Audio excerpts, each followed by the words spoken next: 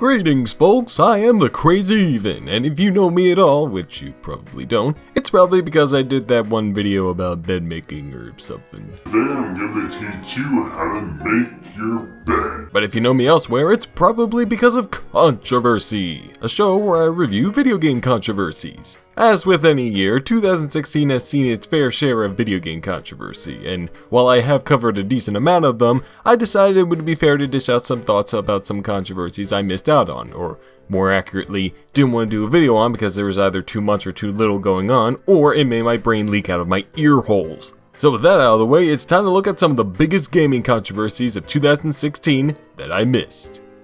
Yeah. This is gonna backfire on me, isn't it?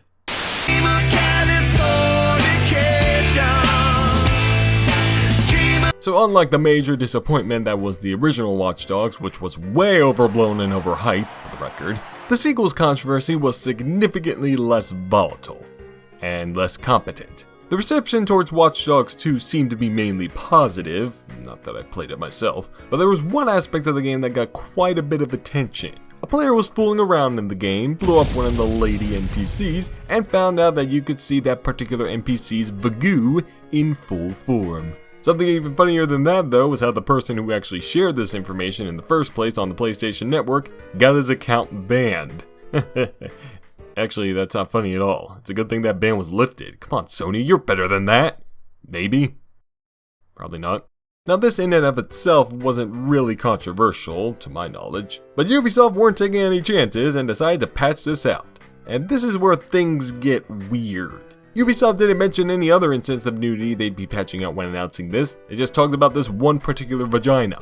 And that's it. The thing is though, the ESRB description clearly states the game contains full frontal male and female nudity. So why was it a surprise when someone saw an NPC's nether regions when the ESRB said it would be in the game? Furthermore, why did Ubisoft have to patch it out? Were they not aware of this? I highly doubt it because they obviously had to mention this to the ESRB since that's how they work. They don't play the games themselves, that'd be way too informative and helpful for them. This whole situation is just confusing. And while it did provide another good opportunity to spark the violence in games versus sex in games debate once again, there really isn't anything to grasp here.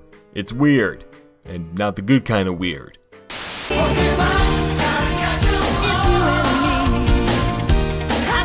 So this was a huge thing for a bit, wasn't it? I think it's still going on, but I haven't heard many good things, like they're just now implementing Gen 2. Really? Just now? Anyway, if you haven't heard of Pokemon Go, it's a free augmented reality mobile game based off the popular series that has you locating Pokemon via satellite technology, and is basically the equivalent of geocaching.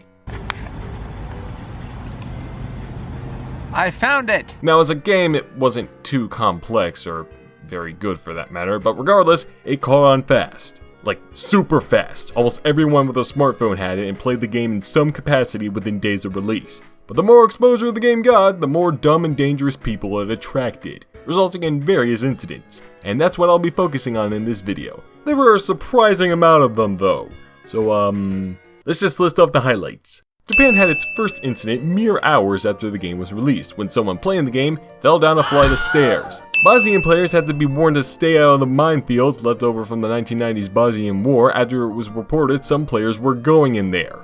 A group of about 1,000 people in Taiwan gathered in a park located in the Batu district and then stampeded into the city in order to catch a Snorlax. Really? All that for a Snorlax? A similar incident happened in Tokyo, Japan, where another large crowd of players caused a massive traffic jam in search for a Lapras. Okay, that makes more sense, but why couldn't it have been a Zapdos or a Moltres or Articuno or some shit like that? Numerous historical sites were used as locations for the game, as Pokestops or gyms or whatever, and players were advised to, well, not play the game in them. Related to that, some Russian dope got arrested for playing the game in the Church of All Saints, and was sentenced to 5 years in prison for blasphemy. And then there were some stories about how some people got killed or something, but you can look that up on your own time. I don't want to make this video too depressing.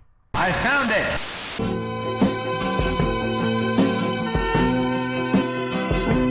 Oh crap, it's this one.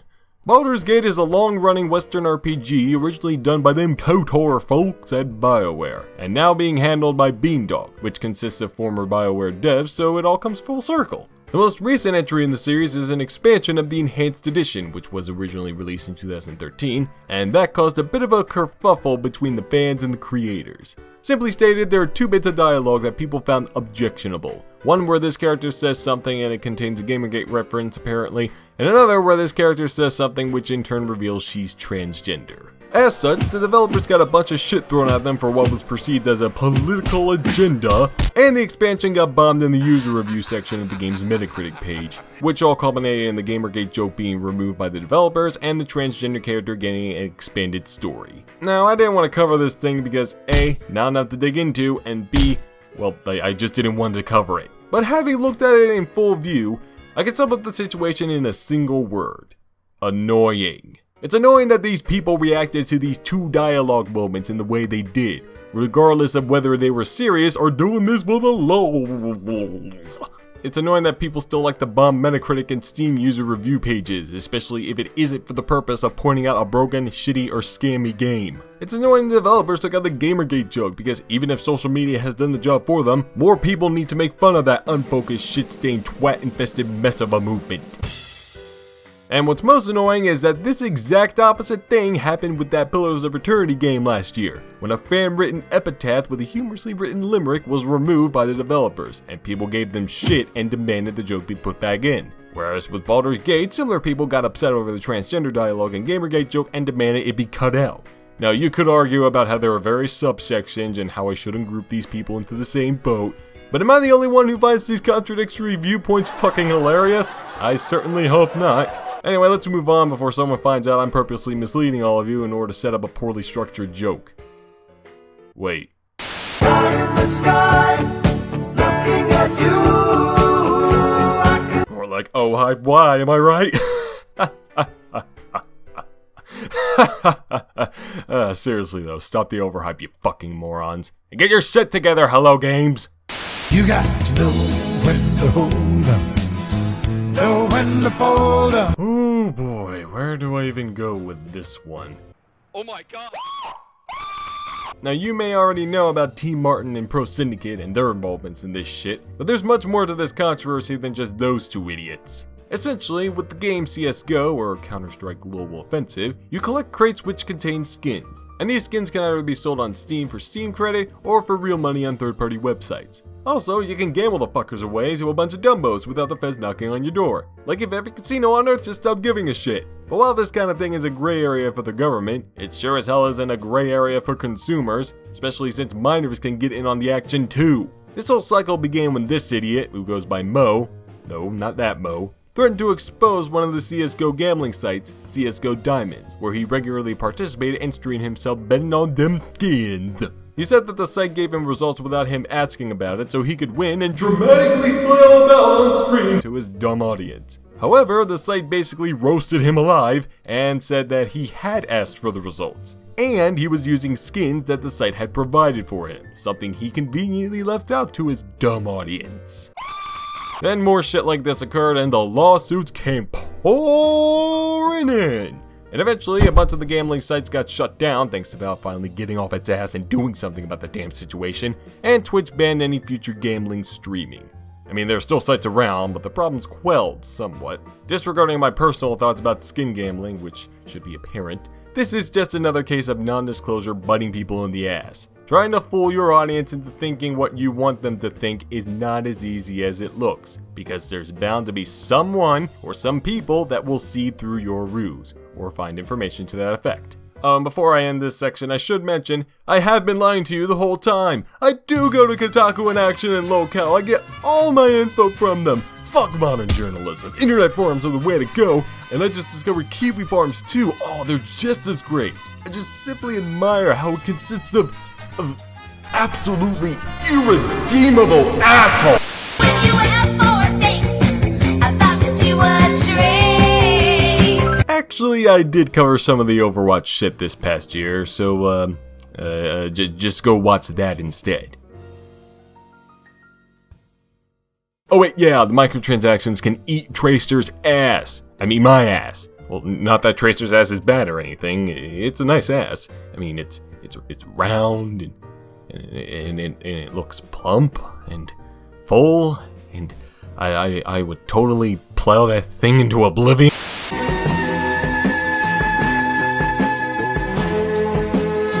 So I think we'll finish this video off with this little controversy here, and it's another games journalism thing, so sit tight. Starting with the May release of Doom, good old Bethesda put out a new review policy, stating that media outlets will get review copies only one day before release, mainly because, in their words, they want everyone to experience their games at the same time. Ooh, no. And while you could be cynical and throw out the entitled argument and say stuff about how these folks are getting a taste of their own medicine, I'm not too big of a fan of this either. Say what you want about these review outlets, I have my reserved thoughts, but I usually like to have some insight before I decide to make a purchase, especially with Bethesda games. This is obviously solved by not buying the game on the first day, nor pre-ordering it, which I do, but there are a hell of a lot of people who like to, even though it's been shown countless times how much of a bad idea it is to do that. I can't really help but feel that this is just a more efficient way for Bethesda to benefit from those pre-orders and day one buys, though to be fair, it's not just them. Blacklisting reviewers has been around for quite some time, and the likes of EA, Konami, Square Enix, and even Nintendo have enabled blacklists so that maybe their games have a higher chance of getting better reviews, and so that they can profit off the same kind of people that Bethesda are profiting off of. Now, it is true that this isn't really going to affect me much at all, but given the complaints about Skyrim Special Edition and Dishonored 2, and the fact that it's fucking Bethesda, I would be cautious about their games from now on if you're not already. Or not. And I don't care. Do whatevs. I'm not one to judge, except I am. Or maybe I'm not. I don't know. You decide. You decide. Fuck pre-ordering. And that's it, folks. Some quick thoughts on some controversies I didn't do a whole video on this past year. And given how slow the output of this show can be, there's definitely a guarantee for another one at the end of next year. I'm working on new shit as we speak, so look out for that too. In any case, thanks for watching, hope you stick around for more, and I'll see you later.